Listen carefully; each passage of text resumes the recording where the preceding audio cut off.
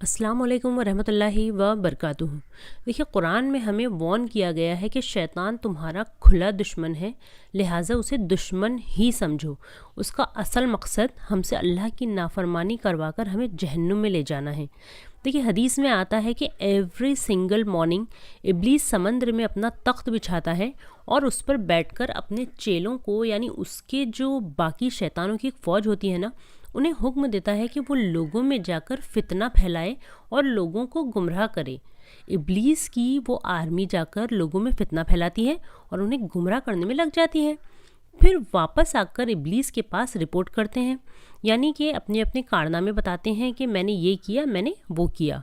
कोई शैतान कहता है कि मैंने लोगों से चोरी करवाई, शराब पिलवाया, झूठ बुलवाया, झगड़ा करवाया, जिना करवाया, लोगों से कत्ल करवाया, वगैरह वगैरह।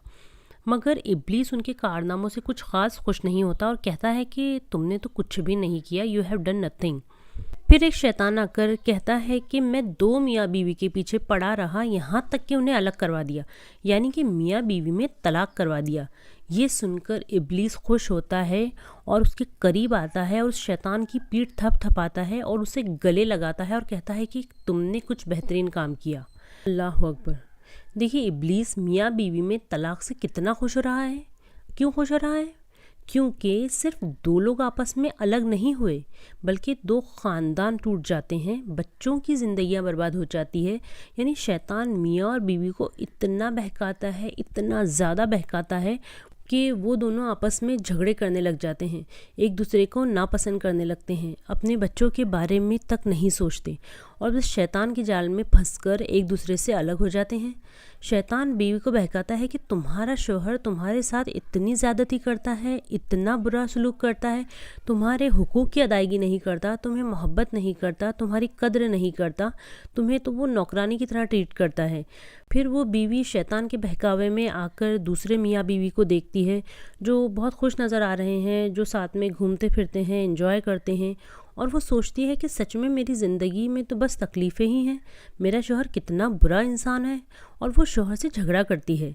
इसी तरह शौहर को भी शैतान बहकाता है कि तुम्हें इससे कहीं ज़्यादा बेहतर बीवी मिल सकती है, कहीं ज़्यादा अट्रैक्टिव और ब्यूटीफुल लड़कियां मौजूद हैं जो तुम्हें खुश रखेंगी। और इस तरह शैतान हर तरह की बुराई उसकी बीवी में बताता है, जिससे शौहर भी अपनी बीवी से बज़्ज़न हो जाता है और उसे नापसंद करने लगता है। और इस तरह मियाँ बीवी आपस में झगड़े करने लग जाते हैं और फाइनली वो दोनों एक दूसरे को छोड़ देते हैं। यानी फाइनली शैतान मियाँ बीवी में तलाक करवाने में कामयाब हो जाता है।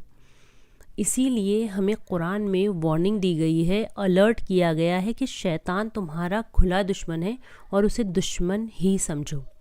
मतलब आपको उससे बचना है, क्योंकि एक दुश्मन का काम ही आपको नुकसान पहुंचाना होता है और शैतान वही करता है।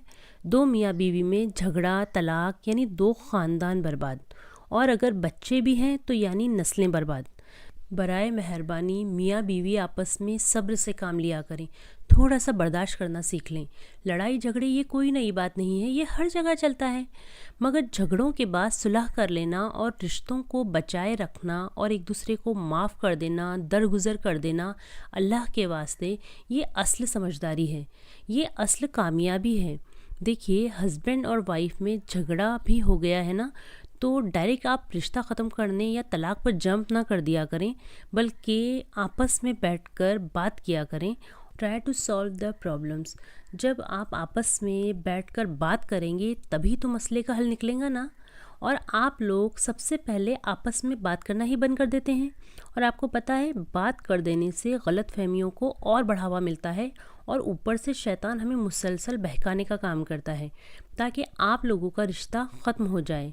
थोड़ा समझदारी से सोचा करें कि ये जो आप रिश्ता तोड़ने का कदम उठाने जा रहे हैं, इससे आपको क्या फ़ायदा है, आपका फ्यूचर इससे क्या होगा, क्या अल्लाह आपके इस कदम से खुश हो रहा है? जाहिर सी बात है आप शैतान को खुश कर रहे हैं।